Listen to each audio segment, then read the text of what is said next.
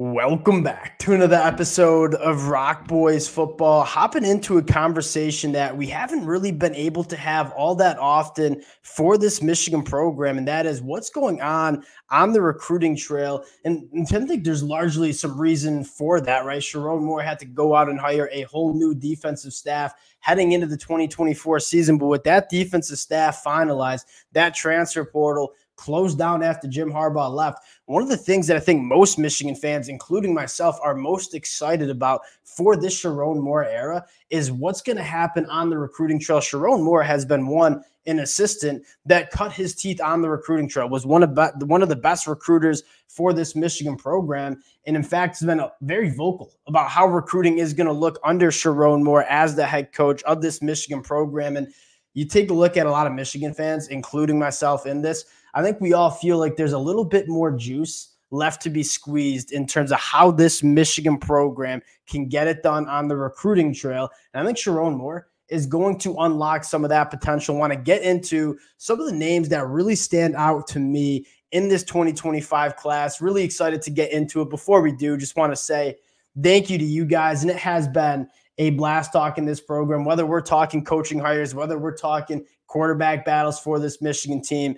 Cannot thank you guys enough for all the support you guys have shown. If y'all do enjoy the content, consider subscribing to the channel. And I know dang well that there are a lot of recruiting fans who are listening to this, would love to hear just some players that you want me to go check out on the huddle in the comment section. Again, can't thank you guys enough for rocking with the boys. And without further ado, let's get into some of my favorites. And I want to start off with just a nasty road grading offensive lineman from the state of Michigan in Avery Gach. And what kind of stands out to me the most about Avery Gach is, one, you talk about how Michigan wants to operate on the offensive line, extremely physical on that inside, guys like Keegan, guys like Zach Zinner. I mean, Avery Gach kind of reminds you of that nastiness that those guys played with. And I think another pluses, is there's some position versatility. Like, he plays right tackle at the high school level. I see him also as more of kind of an inside guy, because you talk about power in the hands,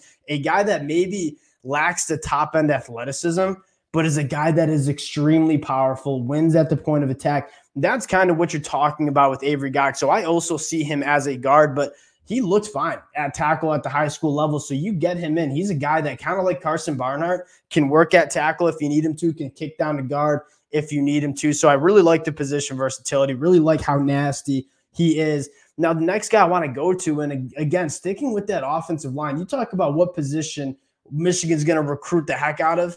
I mean, it's going to be the offensive line. And you take a look at, this is not necessarily me arguing for Michigan to not recruit wide receivers at a high level. It's more, you look at what got Michigan to this place, it has been winning the line of scrimmage, right? And you look at what Sherrone Moore wants to continue to do. It is make sure you're grabbing your guys out of the high school ranks. And the way I look at roster construction is, you can go grab some transfer portal wide receivers, some transfer portal running backs. What's really hard to grab is starting caliber offensive linemen in the transfer portal. And Sherrone Moore grabbing 5 to 6 offensive linemen a class kind of ensures that you're not going to have to go to the transfer portal, right? Michigan grabbed 1 offensive lineman in the transfer portal last cycle, but you look at this Michigan team that's replacing 6 guys who are going to the NFL on that offensive line.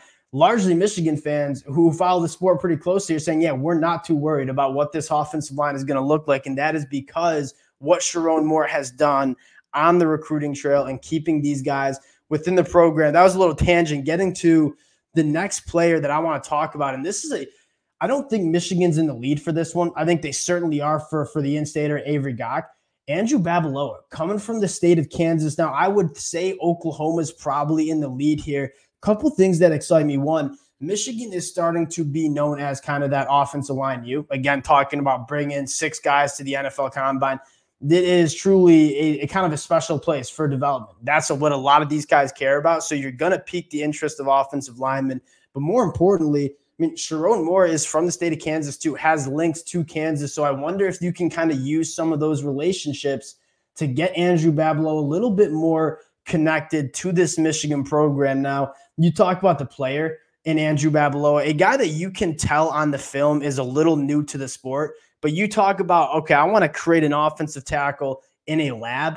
it's probably going to spit you out something like Andrew Babalola going into the senior year of high school, right? 6'6", 280 pounds, carries that 280 extremely well. You know he can get up to 310 to 320 pounds, a phenomenal athlete that has a basketball background, and you see that on the field, right? He's a guy that, yeah, you want to see him clean some stuff up, plays really, really high, but a guy that is a phenomenal athlete, has every single trait you want in an elite offensive tackle. This is a project guy. He's probably not going to be ready year one, but man, you have a ton of upside in Andrew Babalola. And if there is one guy that I trust across the country to get this kid ready to play at a high level in the college football world, it's going to be Sherrone Moore.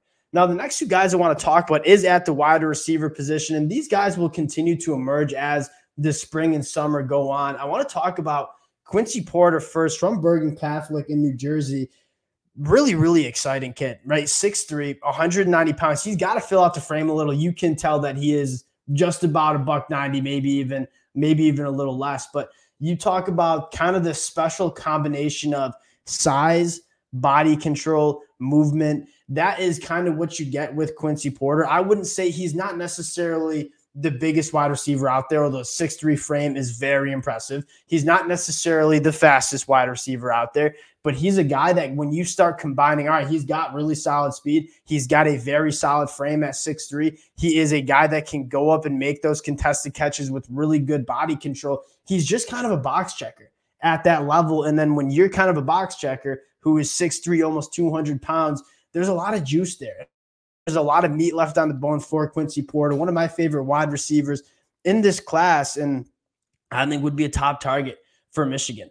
And the last guy I want to talk about, and this is one of my, I probably would take Taz Williams over Quincy Porter. It's close. They're two kind of different kind of wide receivers. But man, Taz Williams, if you guys haven't gotten the film on Taz Williams, he is extremely exciting. What excites me the most about him is he's not necessarily the biggest wide receiver out there. He's not necessarily the fastest wide receiver out there. But what he does before he gets the ball and after he gets the ball is truly special. You're talking about a guy that is extremely polished with his route running at the high school level. And when he gets the football in space, people don't tackle him. When he's got some burners, but more just the juice in terms of the athleticism, the movement skills, the ability to make people miss. When I see a wide receiver with that clean and polished route running as a junior in high school, that excites me. And I'm starting to buy into that fact more, where you take a look at, all right, what makes wide receivers special both at the college and NFL level? It's a separation game. You have to run clean routes. You have to be able to separate in-man coverage. And a guy like Taz Williams from the state of Texas certainly can. He's just a football player. And that's a kind of guy that Michigan has had a lot of success going to. You talk about Michigan not being kind of in the top 8 rankings at the high school level. I think a large part of that is Michigan values these kind of guys who are just good at football. You know, you talk about the kind of throwing away the track times and throwing away some of the height, weight, speed stuff. Michigan wants just good football players coming out of the high school level, and Taz Williams is certainly one of those good football players. We'll close it at that. Would love to hear some more options from you guys in the comment section. Appreciate you guys always rocking with the boys, and we'll talk to y'all later.